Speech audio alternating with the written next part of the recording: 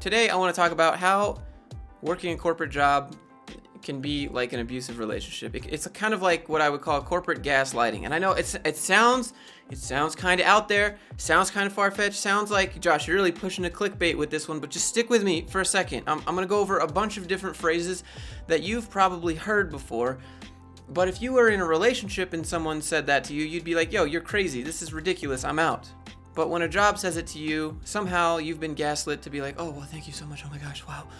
I can't believe that I've been given this grateful. Like, you got to have a little bit more self-respect in some of these jobs is basically what I'm saying. And I know people wouldn't willingly sign up for these types of relationships to be gaslit and be told that you're crazy. And if you want to know what that looks like, go watch the video about me being cheated on. One of the arguments I hear about people owning the business is that, well, the owner of the business takes on all of the risk of the business and the employees take on none of it. Okay, number one, that's dumb because the employees take on the risk of getting fired and manipulated at all times. Like, do this thing, work these hours, or we're gonna put you first on the chopping block. It's a very manipulative environment. And then number two, yeah, the employer, the owner of the business takes on the risk, but they also maintain complete control of the business, unlike the employee. One of the most common examples we all see here on the channel of employees being gaslit are the employees that get fired from a job and then go on to praise the company about how they were proud to be a toaster. And if you don't know what Stockholm Syndrome is, by the way, it's when a person is kidnapped and then over time they begin to like that person that's kidnapped them and that is abusing them, and somehow the victim is now on the side of the abuser and they're like, oh, they're trying to protect them, which is what you see all the time on LinkedIn. They know everything about you, but you know nothing about them. They know all of your credit history. They know all of your tax return history when they run this background check. Obviously, you have to consent to this stuff, but if you don't consent to it, you're not going to get the job. So they're holding that over your head. So they know everything about you, but you don't get to know anything about them. They know exactly what you're going to get paid, but you don't know anything about what they're going to spend their business money on, nor do you have a say. So imagine if you're in a relationship in this scenario, and the person that you're with knows all of the money that you make, and controls how much money that you make, and knows everything about your background, your debt, your history, your job history, all that stuff, but you know nothing about the other person in the relationship. Like, wouldn't you want to know where your partner worked before? Wouldn't you want to know kind of how he spends his money? Wouldn't you want to know how much he's getting paid? Obviously, it depends on how far you are into the relationship, but you could see how this is really unfair. Another phrase that I hear very often is, you should be grateful. And now I have a whole bunch of examples. One of the most common ones is, you should be grateful that we are giving you this opportunity, especially because insert something about you that isn't necessarily perfect. So you should be grateful we're giving you this opportunity because you don't even have a degree and we still hired you. And how manipulative is that?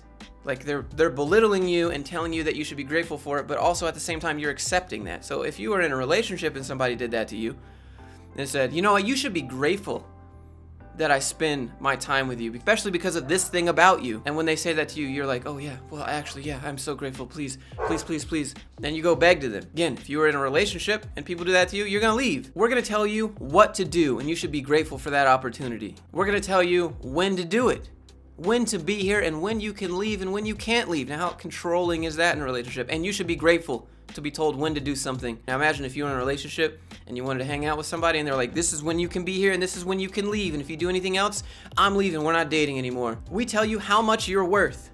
Imagine someone telling you how much you're monetarily worth. And this is one of the number one things I see with people that want to start their own business but don't know how to make a dollar because they don't even know their own worth. I've talked to a lot of people and they have a skill set already that they wouldn't think is valuable. And that just goes to their self-confidence. I know a lot of people that know things, and I'm like, why don't you teach people that? Why don't you sell a product around that? And they're like, well, I don't think it's worth anything. But that's the problem. Without us, you would have nothing.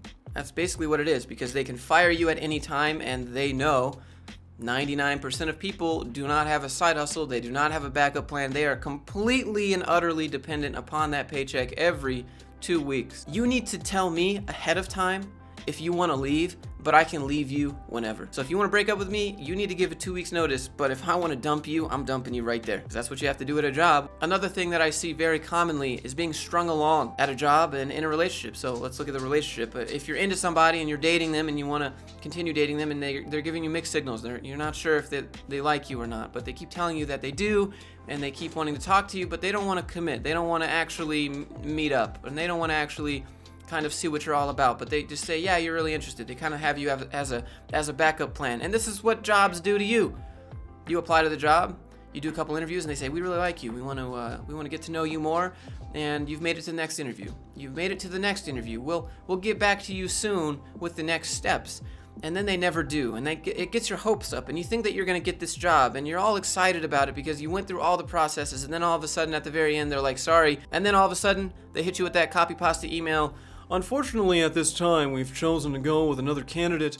We wish you the best of luck in your corporate career search. And it feels especially bad when they have code tests, really long code tests, then you do it and you give your best effort, and then they still say no to you. Very commonly is they play these power games. They give you ultimatums in the form of job offers. You have 2 days to accept this job offer, or this job no longer exists and we don't want you. And again, this exists because they hold all of the power. You need the company more than the company needs you. Even though that's not always true, the company is going to make it seem that way because you want their money. Imagine if you were in a relationship and someone started giving you 2-day ultimatums. You have 2 days to accept this terms and conditions, or that's it. I don't need you anymore. Bye. See you later. What? Like what? Another thing that companies can do, which is really messed up, especially if you think about it in the form of a relationship, is that they can retroactively decide if you're qualified, if you're good enough for them. It's a one-way street. They can just make the decision and that's it. If you're in a relationship and the other person says, you're not good enough for me anymore, and things are going good, you're going to be like, wait, what? What is going on? And you're not going to have any say about it. You're going to be working there for 3, 4, 5 years. Things are going to be good. You love your job. And then all of a sudden they decide that you're not qualified to do it anymore. They can make decisions that impact your ability to work without your input. So they can just randomly decide to fire you and not be a good referral for you. Now, you could have been the best employee that you could have possibly been at that job, and they just decide that they don't like you and they don't want to be a reference to you. And now you're going to go try and get another job, and they're going to want to call your most recent references, and that company has just decided that they don't like you. It's really messed up. Based on how you leave your job, which is usually not up to you, defines how easy it is to get another job, how easy it is to get another check to pay your house. Here's another thing. When they choose to end the relationship with you, you get to keep absolutely nothing. At least in a relationship, if you've built something together, you both get to keep your halves, assuming you're not married and you're getting divorced and they're taking everything. But in a relationship, you give your all every single day. And yeah, I get that they're paying you, but again, they're also making more money off of you than they're paying you. So not only do they get to keep all of your contributions and you have nothing to walk away with except whatever you've done with your money, they get to keep all of the money that you've made them and all of the stuff that you've built for them.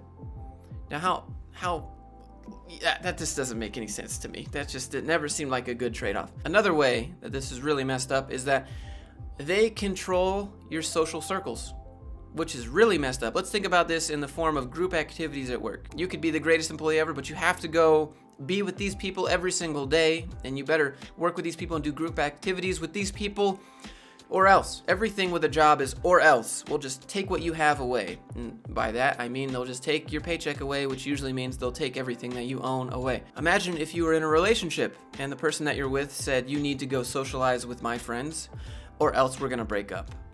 What? I mean, like, yeah, you should probably have some mutual friends, but they should be mutual friends, not forced activities. Okay, so here are some more common phrases that you'll hear at work that are pretty messed up. You should be grateful that we're just giving you hours. You should be grateful that we're allowing you to take time off. Imagine how messed up that is. We're allowing you to leave. Well, excuse me? We're allowing you? And you'll see this. You'll see this on LinkedIn. In one of my corporate cringe videos, this guy posted a video of him doing some tequila shots, and he's like, I'm so grateful for my company for letting me leave. Just think about that kind of relationship. They let me leave for a little while. Wow. Another common phrase that you'll hear is, you're replaceable. Everyone here is replaceable. And people buy into this. And if someone ever said this stuff to me in person, I'd be like, no thank you. I'll handle this myself. I don't need you. And that's the problem with modern corporate America, is that nobody knows how to say, I don't need you. I'll figure out a product. I'll figure out how to learn marketing. I'll figure out how to learn sales. I'll figure out how to build a product. And I'll do this myself. Not every company does this to their employees. Not every company holds their livelihood like this and just says, hey, you want this? All right, you got to do it, or else. Corporate America is like that because they don't care about you. They care about profits. They care about shareholders. They care about the investors. They care about the board members. They don't care about you, even if they say it.